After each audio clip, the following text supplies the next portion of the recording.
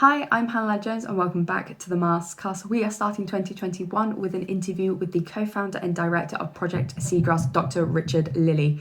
He is based in Edinburgh, and before we get to that interview, I would just like to highlight that the MASTS webinar series is restarting on the 10th of February. Every Wednesday at 1 p.m. UK time, we are bringing you a free and live webinar with a Q&A session with that speaker. Every week has a different theme, so please make sure that you check out who's speaking, sign up for those talks that you're interested in, and we look forward to you joining us. Now for my interview with Richard. He is the co-founder and director of Project Seagrass, and as I said, he's now based in Edinburgh, but he used to be based in Wales, where the majority of Project Seagrass's team can still be found. This was an initiative that started in 2013, and my first question to Richard was, what were those primary targets and aims for Project Seagrass?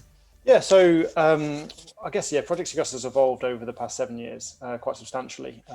When we first set out, it was really as a sort of science communication platform for seagrass meadows. And I guess being a teacher, our initial sort of outreach was potentially targeting schools, community groups, and like science festivals, British science festivals, so Swansea Science Festival, Edinburgh, Glasgow. But then also, we kind of were found at the same time that social media started to become a big thing. So as Facebook grew and Twitter grew, and then Instagram and everything else has come after it, I think we were really at the start of that curve in terms of trying to share some of the science through that platform. And so I think that helped a lot in terms of just getting the name out there, I guess. When we first set up Project Seagrass, it was as an NGO. It was run out of the front room of my student house in Swansea. And it was essentially myself, Ben Jones, and Richard Unsworth. Richard Unsworth was my supervisor at the time, and Ben is a mate of mine. We used to teach together at the Dive Club in Swansea. We carried on working on Project Seagrass together, so it kind of grew and grew. We got taken in-house at Cardiff University, so our offices are at Cardiff, at the Sustainable Places Research Institute in Cardiff.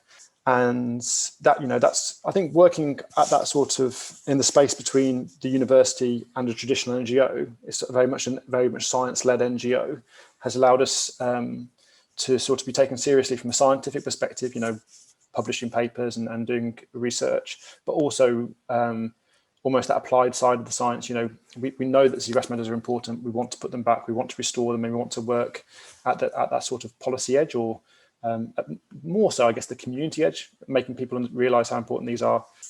We got registered as a charity in Wales and England, and then there's a separate system for Scotland. So I moved up to Scotland 4 years ago, and we registered as a charity with the OSCR up here.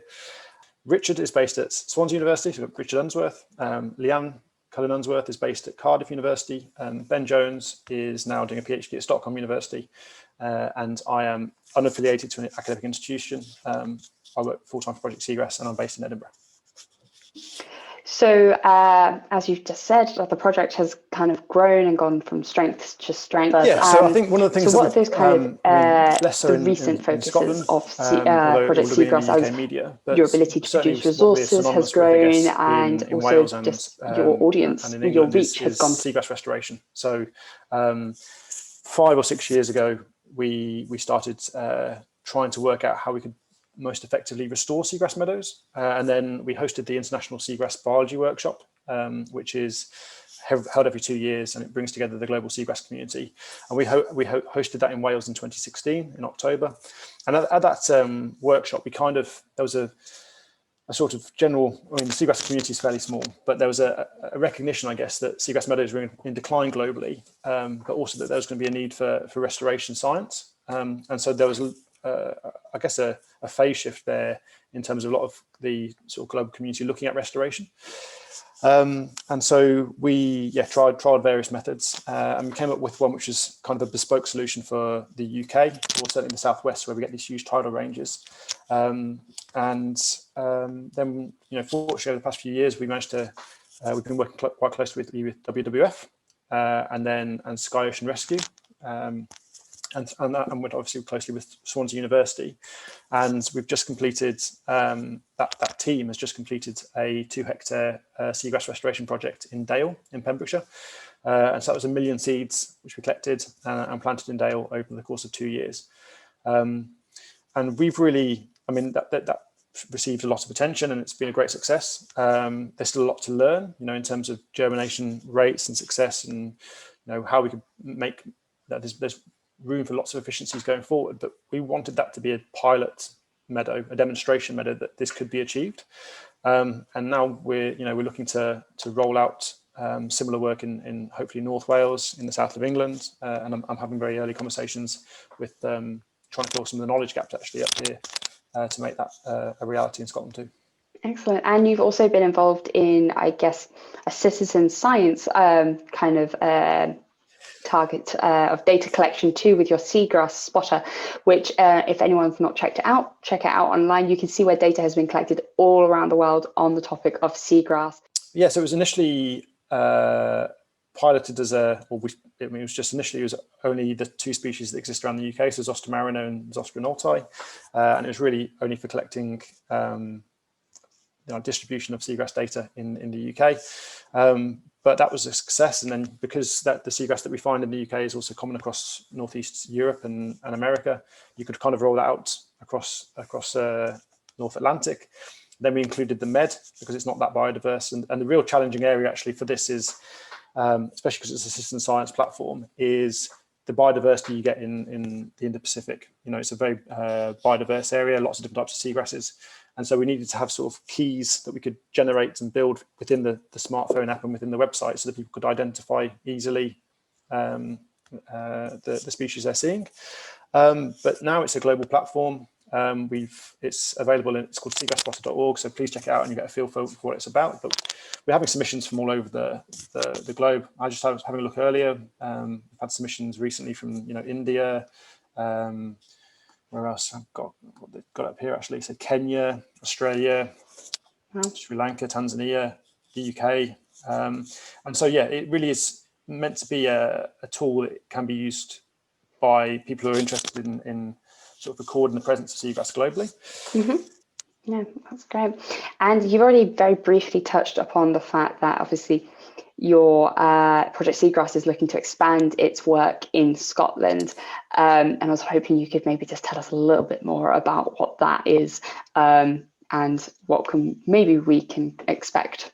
Yeah, so I mean, I guess from my perspective, it's kind of a call to arms or call to action, really. For we'd love to be able to replicate. And when I say we're not protective over what we do in our science. We want everyone restoring seagrass meadows. But in Scotland, we're so fortunate. We've got a very active coastal community network, and even people who aren't officially part of this coastal community network. There's lots of active coastal community groups who care deeply about their local patch, their local area, and they've been through Nature Scot and the monitoring handbook. They've been doing monitoring, and now they're wanting to see, well, actually, where there are degraded areas, can we restore them? We've got active oyster restoration happening already in Scotland, and so I think there's a real opportunity working with community groups for community-led restoration, even if that's only at a small scale, but also some of these ambitious, large-scale partnerships between institutions and between corporate private enterprises who want to put biodiversity back. We've got a nature crisis, climate crisis, the biodiversity crisis. We've got a lot going on, and restoring nature, I think, is a key way that we're going to solve some of these global issues. So yeah, I'm in contact with various people. I guess in my social circle, my sphere, Edinburgh University, Heriot-Watt University, having conversations this morning with SAMS. But what I would really like is if there was someone there who wants to sort of, I guess whether they be at SAMS or Edinburgh, who want to replicate that kind of restoration effort. So if someone's listening to this and they want to think, oh, do you know what, I'd love to restore a seagrass meadow in Scotland, then just get in touch, because we're here to sort of talk you through our successes and our pitfalls, but also try and share that expertise and try and get everyone working collectively towards restoring our coastal habitats. If you would like to find out more about Project Seagrass, then I really recommend that you sign up for Richard's webinar that he is presenting during the MASTS series, and a link for that is below this video. You can also find out directly from the project by following them on the variety of social media that they are on, and also check out their website. All the links for that are also below this video. That's everything from me, so I hope you have a great weekend.